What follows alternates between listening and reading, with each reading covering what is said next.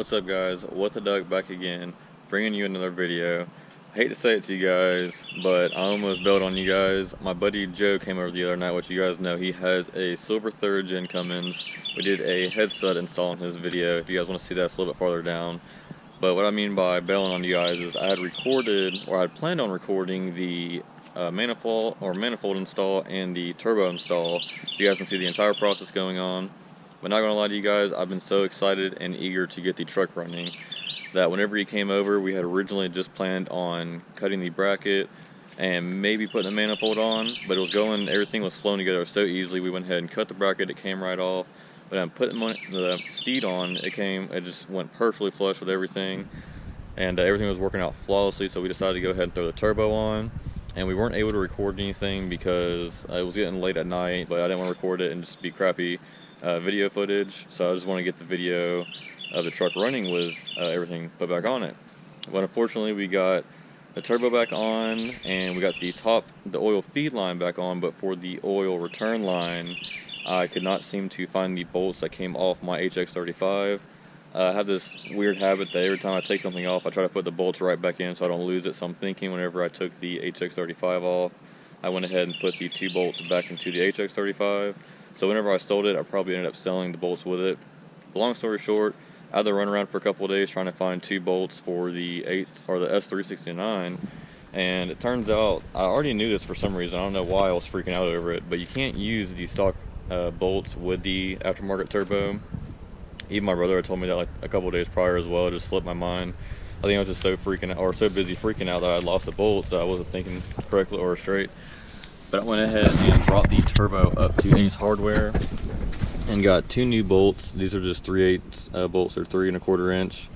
Went ahead and brought the turbo in there and just tried out every bolt I could, even though it says on the forums once again that what the size you need and everything. I was just freaking out because I've been trying so eagerly to get this truck back together. I wasn't paying attention. I'll go ahead and show you guys the progress we have so far. Went ahead and cut this bracket like I was talking about. If you guys seen a later video, this bracket was coming across and we couldn't fit the steed in with it, so we had it cut, and then we put the steed on, got all new gaskets in, the steed is in, all tightened up. Like I said, I didn't get to record that video, but everything's pretty much self-explanatory. You just throw it out there, do all the foot pounds, and there's actually a sequence for the bolts as well. Me and Joe did all that, so it's good. And like I said, we had the turbo put in, got the top oil feed line put in, and then once it got to the bottom for the return line, the 2 bolts, I couldn't find those.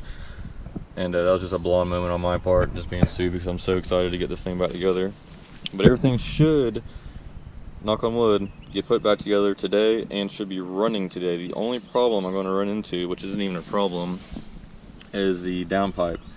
I have the correct downpipe and the V-band, but as you guys know, I already have a 4-inch exhaust, 4-inch straight pipe from the turbo back, and this is going to get in the way. I really don't want to cut this. I'd rather just bring the turbo and the downpipe up to my buddy's shop, which actually he works on exhaust for a living. And it's only a block from here, so it's kind of like a no-brainer for me to do it. And he'll be able to measure everything correctly, make sure it's all welded, everything looks good. I don't want to just like cut that off and there be jagged edges and it just look rough. It's not a show truck by any means, but I do want it to look as nice as possible as I can. So I want to go ahead and just throw the turbo on and see if I can just limp it into the driveway. Close to the water hose. That way I can go ahead and clean this sucker up. It kills me driving by this thing every single day and it'd be covered in leaves, as you guys can see up here. It's covered in leaves. There's cobwebs all over it. The wheels are all dirty. It's just, it bugs me driving by it every day and seeing it in this type of condition. But good news, like I said, the turbo should go on today. I had to push the paint appointment back, obviously, because everything was getting delayed with the downpipe and a few other things. But the only thing freaking me out now is that the truck, I'm sorry, goes into the paint booth on the 20th or the 21st. And as you guys know, me and my brother will be attending the truck meet in Montgomery, Alabama. We'll be leaving the 27th. The truck meet isn't until the 28th, but we're driving up the 27th, staying in a hotel, and we'll be attending the next morning. But that'll only give the guys over at the paint shop like 4 or 5 days to get everything painted, and only give like me and my brother, like literally me and my brother are probably putting the truck back together, putting the wheels and tires back on it, mirrors back on it, all the door panels back on it, like the day of that they were leaving, I'm sorry, depending on when we get the truck back, because they'll probably have it for a couple days, getting it all painted and sanded down and stuff. and we'll still, like I said, we'll have the bumper off, so we won't have that much time. We might not even get sleep that night, because I'll have the headlights off, bumper off, we gotta put the bed back on, tail lights, everything back on, fender linings. A lot of stuff's coming off the truck, and then a lot of stuff's going right back on the truck literally within a day. Hopefully we get everything crunched down, but we are pushing the time limits. I'm not gonna lie to you guys. Hopefully we'll be attaining the Montgomery truck meet, I'm sorry. But the closer and closer it gets, the more nervous I get. But as for today, we're just gonna go ahead and throw that turbo back on. I don't know if I'll get a running video of it on. I'll probably turn the truck on, just make sure everything cranks. I may throw that in at the end of the video. But as for an exhaust video type and driving around video type, I'm gonna make a separate video for that. That way, once I get the exhaust and everything put back on, you guys, I'll be able to throw the GoPro up and drive it around so you guys can see what the new Borg sounds like. And if you guys don't know, the Borg that I'm going with, or this time, for the time being I should say, I'm just throwing the S369 on. I am running a compound setup on this truck with the 475. I don't know how well I'm going to like that 369, but since I got a good price on it, I'm gonna go ahead and throw it on there. I couldn't really pass it up, and we'll pretty much just go from there. I'm just gonna test with it and see how much I like it, and if I need be, I can always change the 369 out for something else. This is the SXE, which is better than the prior version of 369, but we'll see. Yeah guys, we're gonna go ahead and jump right into the video. I'm gonna go ahead and throw the turbo on and show you guys the rest.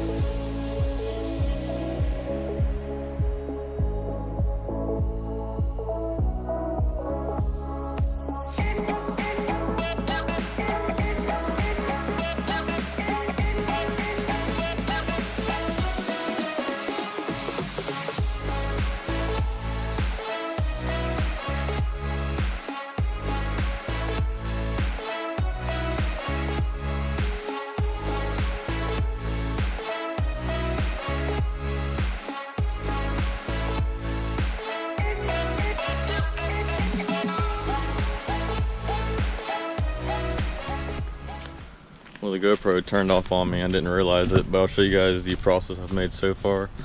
Went ahead and got the housing on. If you guys are curious how this goes on, there's 4 little brackets, at least for this turbo, with 2 bolts on the backside. There's 4 that goes around. This is one of them. That way you can still turn the housing, so that way on different setups you can adjust for what you need to fit it in here. The only problem I run into so far is the V-band clamp. It's not want to tighten up all the way around the housing and this elbow, so that's why I've been trying to like fidget with it, try to get it. But I might have to end up fabbing either the housing or this elbow to get it to sit completely flush, or it might even be the V-band clamp itself. It might just be old and worn out, so I might have to end up getting a new one of those. But so far so good. Everything's looking good. We already got, like I said, both the feed line for the oil and the return line is on. Everything went together perfectly. I don't want to jinx myself, but everything really is actually going together pretty good. I still have to, I had to take the bracket off for these 2 coolant lines so I can move the housing around, because on this back side it was starting to bump. Kind of hard to see with the camera angle, but these were poking out, so I still have to figure out how to put the bracket back on where they're not pump or hitting into my turbo. But other than that, everything's looking good. So far, I'm going to go ahead and see how much more I can get out of that V-band clamp, so if I can tighten it up and make it sit a little bit more flush, and then put the brackets on, and we should be good to go where we can turn it on.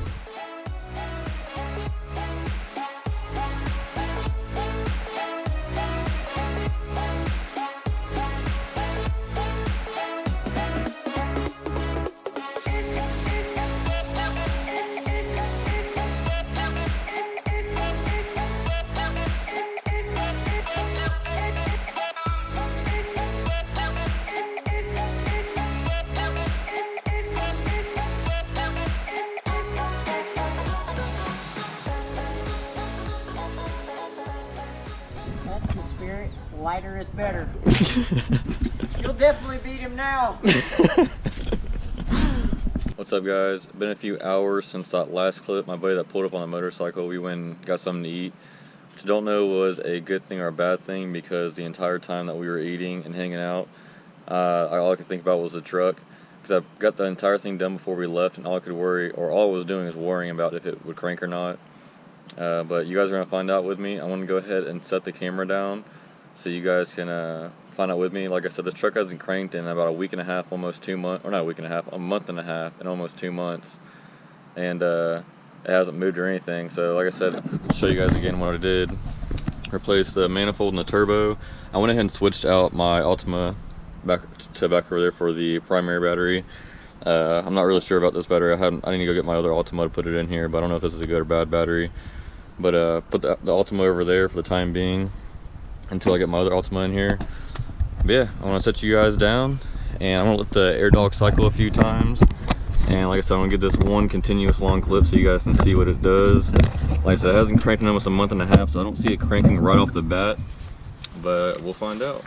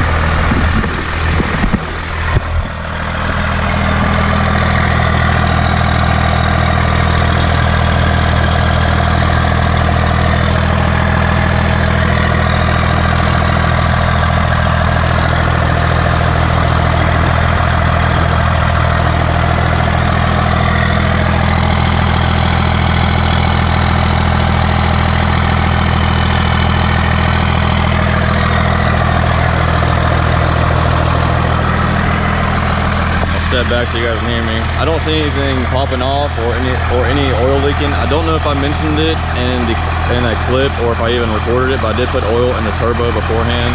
I always make sure that it's topped off before whenever you put a new turbo in. But it sounds like it's running good. It actually surprised me. It cranked up the first shot. I figured it would try to turn over a few times, but cranked right up. Obviously, if you guys have seen, I mentioned it a few times, I'm not running a downpipe on it currently. I'll have to see what time I get off tomorrow. Hopefully I get off in time, and I want to bring it by the exhaust place like a block from here, so I'm going to limp it over there. But as for driving it, I won't be driving it without a downpipe.